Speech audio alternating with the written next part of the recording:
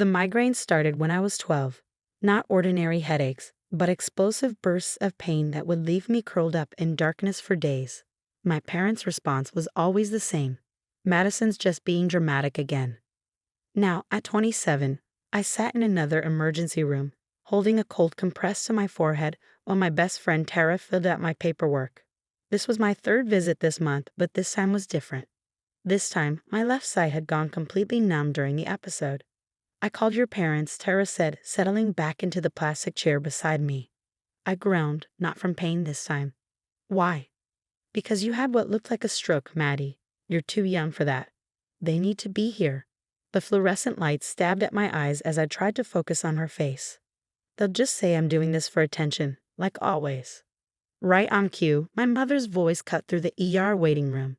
"Madison Grace Porter, what kind of show are you putting on now?" My father trailed behind her, looking uncomfortable as always when my episodes were involved.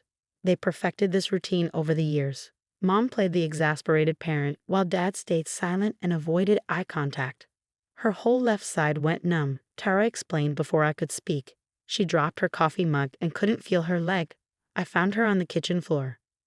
"Did you miss a deadline at work again, dear?" Mom's voice dripped with fake concern. "You always get these headaches when you're stressed." A young doctor approached before I could respond.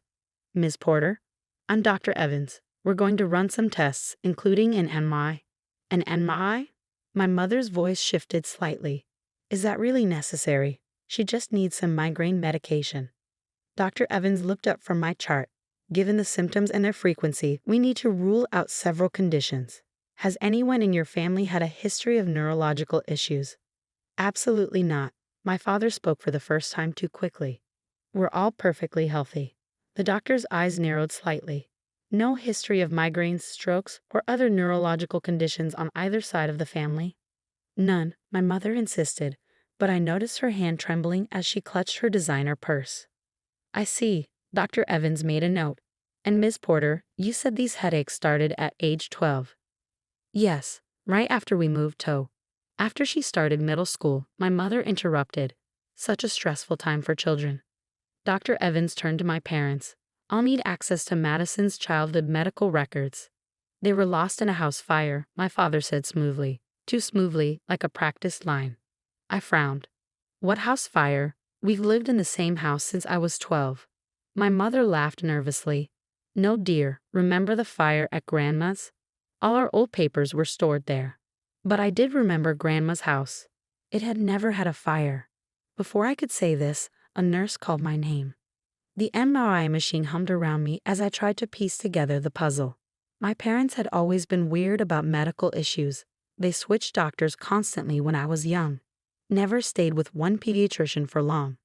And there was something else, a memory just out of reach, from right before we moved.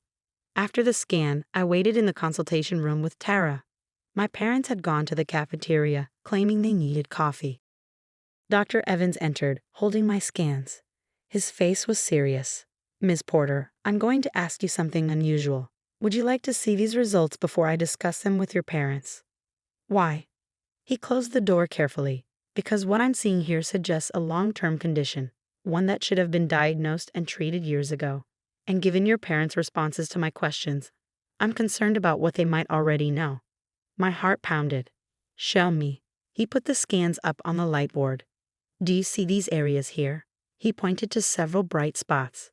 "These are lesions. They're consistent with a hereditary condition that causes progressive neurological symptoms, typically starting in adolescence." The room seemed to spin. Hereditary. But they said, "Ms. Porter, I took the liberty of doing some research while waiting for your scans. There was a neurological study published 15 years ago at the University Hospital in your hometown. It mentioned a family with a rare genetic condition, the Porter family." My hand started shaking. "What are you saying?" "The study was never completed. The family withdrew suddenly and moved away. The timing matches your move here and the onset of your symptoms." Memories started flooding back. Multiple doctor visits before we moved, hushed arguments between my parents, papers being burned in our backyard late at night. "They knew," I whispered. "They'd known all this time what was wrong with me." Dr. Evans nodded grimly. "I believe so. And I think it's time we find out exactly what they've been hiding." Because without proper treatment, this condition. The door burst open. My mother stood there, face white as she stared at the scans on the light board. Behind her, my father looked like he might be sick. Turn those off, my mother demanded. We're leaving. No, I said, standing up despite my shaking legs. We're not leaving. We're going to talk about the study you ran away from 15 years ago. We're going to talk about why you've been calling me dramatic while watching me suffer. We're going to talk about everything. My father sank into a chair, putting his head in his hands. Helen, he said to my mother, we can't hide it anymore. The silence in the consultation room was deafening. Dr. Evans had ordered coffee for everyone, but the cups sat untouched as my parents struggled to find words. It runs in your father's family, my mother finally said, her voice barely above a whisper. His sister, your Aunt Kate, who we told you died in a car accident. She actually passed away from complications of the condition when she was 32. I gripped the arms of my chair. The aunt I never met? The one you don't have any pictures of? My father lifted his head, his eyes red. We burned the photos. We burned everything. We thought if we erase all traces of it, somehow you'd be spared. Dr. Evans leaned forward. Mr. Porter, your daughter's condition didn't disappear just because you destroyed the evidence. Instead, you robbed her of 15 years of potential treatment. Treatment? I echoed. There's treatment. The condition you have, hereditary progressive neurological disorder type B, or HPNDB, has several treatment options that can slow its progression when caught early. The study your parents withdrew from was actually testing one of the most promising treatments at the time. My mother's hands were shaking so badly she had to set her coffee down. We watched Kate deteriorate. The treatments they tried, they seemed to make things worse. When we found out Madison had inherited it. Found out? I interrupted. When exactly did you find out? My parents exchanged glances. My father pulled out his wallet and removed a folded paper, worn at the creases from age. We had you tested when you were 11, right after my sister died. The genetic test came back positive. I snatched the paper from him, reading the medical terminology through blurring eyes. There it was, my name, my blood test results, my genetic destiny that they'd hidden from me. The study. My father continued, they wanted to start you on treatments immediately, but we just watched Kate die despite everything they tried. We couldn't watch you go through that too. So instead you gaslit me for 15 years. My voice rose. Made me think I was crazy. Attention-seeking. Dramatic. We thought if we didn't acknowledge it, maybe it wouldn't progress. My mother whispered. We thought positive thinking. Positive thinking, Dr. Evans interjected. While your daughter suffered from increasingly severe symptoms. Do you know what untreated HPNDB can lead to? My parents flinched simultaneously. Tell me, I demanded. What happens if it's untreated? Dr. Evans looked at me directly. Without treatment, the lesions we see on your scan will continue to multiply. They can affect your mobility, your cognitive function, and eventually, your vital organs. Like what happened to Aunt Kate, I said numbly. My father broke down completely. We were trying to protect you. By lying? By watching me suffer? By making me think I was imagining things? Each question felt like a physical blow. Do you know what it's like to doubt yourself constantly? To think maybe you are just being dramatic when you can barely see through the pain? Tara, who had been silent until now, spoke up. I've watched her struggle for years. She's lost jobs because of sick days. She's had relationships and because people thought she was exaggerating. Do you have any idea what your protection has done to her life? My mother reached for my hand, but I pulled away. Madison, please, we were scared. We didn't know what to do. You could have told me the truth, I said. You could have let me make informed decisions about my own health. You could have been there for me instead of dismissing me. Dr. Evans cleared his throat. While we can't change the past, we need to focus on treatment options now. The good news is that there have been significant advancements in treating HPNDB over the past 15 years. The study, my father said suddenly. The one we left, what happened with it? It led to one of our current standard treatments, Dr. Evans replied. One that's shown considerable success in slowing the disease's progression, particularly in younger patients. The irony was almost too much to bear. The very study my parents had run from might have helped me all along. I want to start treatment, I said firmly. Whatever options are available, I want to know about all of them. Of course, Dr. Evans nodded. I'll arrange for you to meet with our neurological team tomorrow. But first, he looked at my parents. I need your family's complete medical history. No more hiding. My father nodded slowly, pulling out his phone. I have a password-protected folder with all the family medical records we didn't actually burn, including Kate's full case history. You kept them, my mother gasped. I couldn't destroy everything, he admitted. Some part of me knew we might need them someday. As my father pulled up the files, I felt a strange mix of emotions. Anger at their deception, relief at finally having answers, fear about my future, and a tiny spark of hope that it wasn't too late for treatment. Madison, my mother said softly, we can never undo what we did. But please let us help you fight this now. I looked at them both, the parents who had failed me so completely, yet out of what they believed was love. I don't forgive you, I said honestly. Not yet. But I need you to tell me everything now. No more secrets. No more lies. Starting with the real story of Aunt Kate. The next 6 months transformed everything.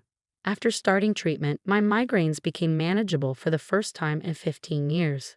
The numbness episodes decreased, and my energy levels improved significantly. But the biggest changes weren't physical. They were in the truths that finally emerged. My parents brought over boxes of hidden family photos and documents. I spent hours looking at pictures of Aunt Kate, a vibrant woman with my same auburn hair and green eyes. In the earliest photos, she was dancing, hiking, living life fully. The later ones showed her gradual decline, but also her fierce determination. She'd been an advocate for HPNDB research, had volunteered for multiple clinical trials. She was the opposite of what you told me, I said one evening as we sorted through her journals. You made her death sound like a sudden tragedy, but she fought. She tried to help others. We thought we were sparing you from false hope, my father admitted. Kate tried everything, joined every trial, but still. But she lived, I interrupted. Really lived, instead of hiding. She made her years count. The neurological team had started me on a combination therapy, medication to reduce inflammation around the lesions, targeted treatments to slow their growth, and physical therapy to maintain strength and mobility. Dr. Evans said my prognosis was cautiously optimistic. Tara helped me start a blog about my journey. At first, it was just a way to process everything, but it quickly gained followers. Other HPNDB patients and their families reached out, sharing their stories. Among them was a message that changed everything. Dear Madison, I was part of the original study your parents withdrew you from. I'm now 42, married with 2 kids, and while HPNDB is still part of my life, it hasn't defined it. Would you like to meet? Sarah. Sarah became my mentor and friend. She showed me how to advocate for myself while maintaining hope. Through her, I connected with a whole community of HPNDB warriors, including some who had known Aunt Kate. Your aunt was our hero, one woman told me. She never gave up, and she made sure her experience helped advance the research. The treatment you're on now, she was one of the first to trial an early version. My parents struggled to accept this new reality where their secret was now my platform. They attended support group meetings awkwardly at first, then with growing openness. My mother finally started therapy to address her own trauma around watching her sister-in-law's decline. My father joined a parents' group for those with children fighting HPNDB. 1 year after my diagnosis, I organized a fundraiser for HPNDB research. Standing at the podium, I saw hundreds of faces, patients, families, researchers, all united in hope. A year ago, I thought I was alone. My parents thought they were protecting me by hiding my condition. But in doing so, they hid me from something powerful, this community. In the audience, my parents held hands, tears streaming down their faces. My Aunt Kate, who I never got to meet, understood something crucial, that our strength lies not in denial, but in facing this disease together. Every trial she participated in, every journal entry she wrote, every moment she chose to live fully despite HPNDB, helped pave the way for better treatments. Dr. Evans, sitting in the front row, nodded encouragingly. Today, I'm announcing the Kate Porter Foundation for HPNDB research. My parents are donating the money they saved for my future medical emergencies, the Truth Fund, as we now call it, to establish a research grant in her name. The applause was deafening. My father stood up, arms raised in triumph, no longer hiding. Later that night, at home, my mother handed me a final box. These are Kate's last letters. We should have given them to you years ago. Inside, I found dozens of sealed envelopes, each labeled with a different age. For my niece, on your 16th birthday. For my niece, when you fall in love. For my niece, if you inherit our family's challenge. With trembling hands, I opened the one labeled for my niece. When you learn the truth. Dear Madison, if you're reading this, you've discovered our family's secret. You might be angry, scared, or feeling betrayed.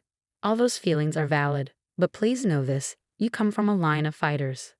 This disease is part of our story, but it's not the whole story. Live boldly, fight smartly, and never let HPNDB make you small. Your life might look different than you planned, but it can still be beautiful. All my love, Aunt Kate. I looked up at my parents, seeing them clearly, not as the deceivers of my past, but as frightened people who had let their fear overshadow their judgment. We can't change what we did, my father said softly, but we can honor Kate's legacy by facing this together, openly and honestly.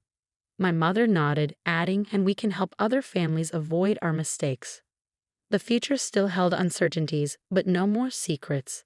APNDB was part of my story, but like Aunt Kate, I would choose how to write the chapters ahead.